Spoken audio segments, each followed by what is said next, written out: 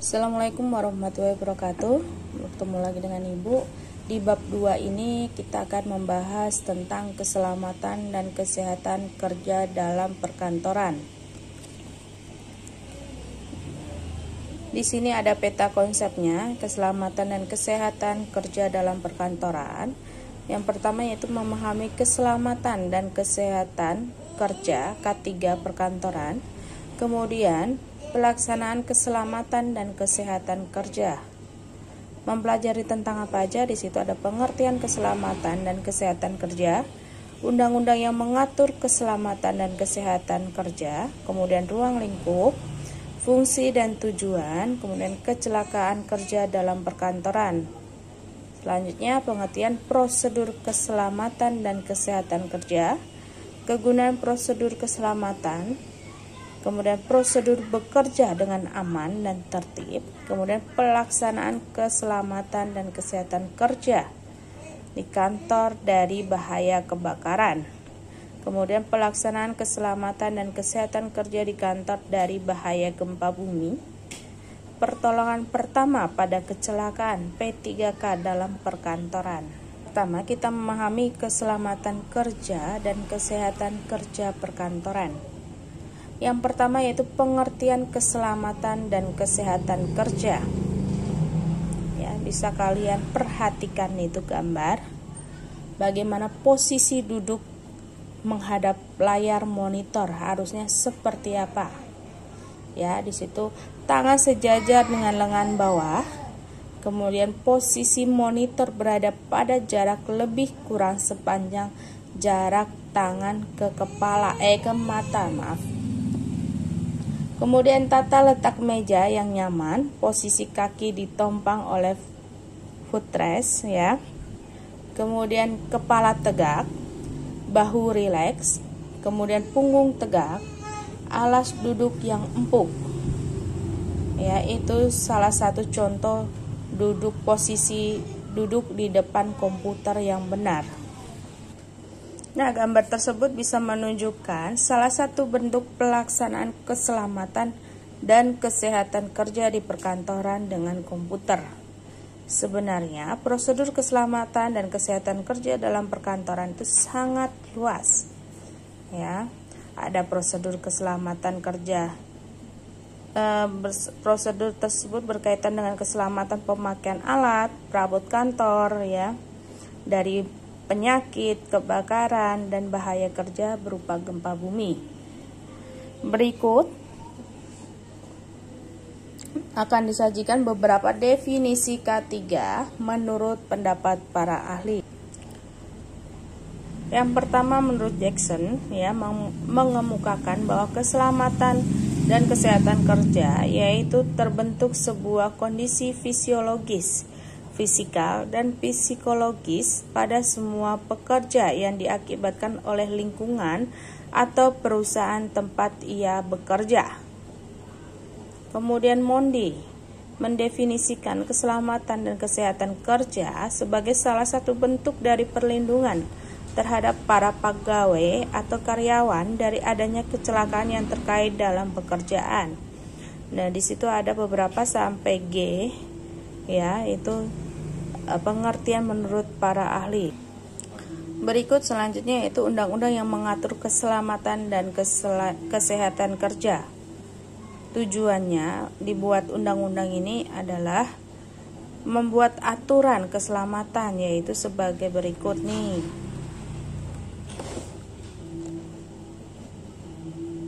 Memberikan alat-alat perlindungan diri pada para pekerja, mencegah dan mengurangi kecelakaan, menyesuaikan dan menyempurnakan pengamanan pada pekerjaan yang memiliki bahaya kecelakaan yang bertambah tinggi, memberi pertolongan pada kecelakaan ya, di situ sampai N. Tujuannya dibuatnya undang-undang yang mengatur keselamatan dan kesehatan kerja. Kemudian yang berikutnya ruang lingkup keselamatan dan kesehatan kerja K3. Di situ diantaranya ada 3. Yang pertama melakukan pencegahan dan pengobatan akibat keracunan yang timbul dari kerja. Kemudian diadakan penyesuaian antara kemampuan dengan pekerjaan.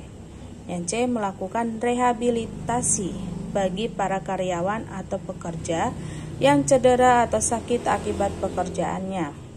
Kemudian yang D, dilakukan pemeliharaan terhadap lingkungan kerja supaya sehat dan nyaman. Di situ ada contoh lambang K3 dan bendera, lambang atau simbol K3 dan bendera K3 ya.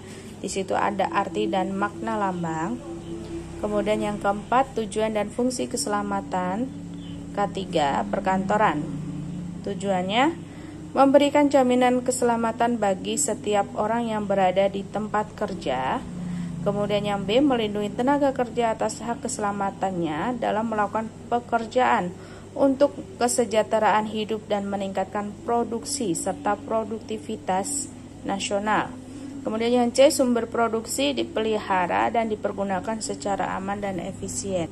Kemudian untuk fungsinya, yang pertama menerapkan dan menginformasikan rekan lainnya dalam hal pengendalian bahaya dan program pengendalian bahaya kerja. Yang B, mengukur serta memeriksa kembali efektivitas pengendalian bahaya dan program pengendalian bahaya kerja. Yang C, mengantisipasi, mengidentifikasi, dan evaluasi kondisi dan praktik yang dapat membahayakan keselamatan para pekerja. Di situ ada keterangannya sampai F. Ya, kemudian yang selanjutnya kecelakaan kerja dalam perkantoran. Bisa kalian perhatikan ya di situ. Di situ ada beberapa macam bahaya. Yang pertama bahaya fisik, bahaya kimia, bahaya biologi, bahaya ergonomi, bahaya psikososial, bahaya mekanik, kemudian bahaya listrik, limbah, dan bencana. Nah, itu salah satu masalah penyebab kecelakaan kerja dalam perkantoran.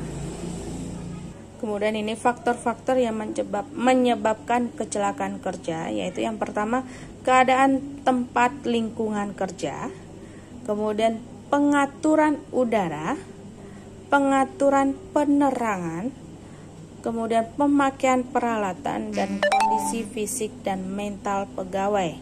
Itu adalah faktor-faktor yang mempengaruhi kecelakaan dalam bekerja.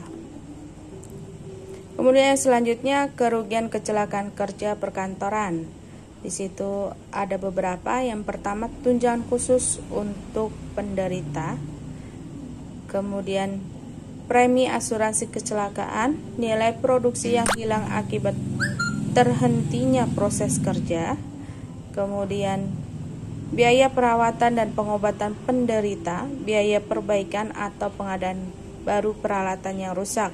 Adapun nilai-nilai kerugian tidak langsung antara lain waktu dan biaya yang diperlukan untuk melatih pekerja baru, nilai keterampilan yang berkurang atau bahkan hilang, kemudian biaya pengawas dan administrasi, kemudian menurunnya kualitas produksi atau jasa yang bisa berakibat berkurangnya kepercayaan.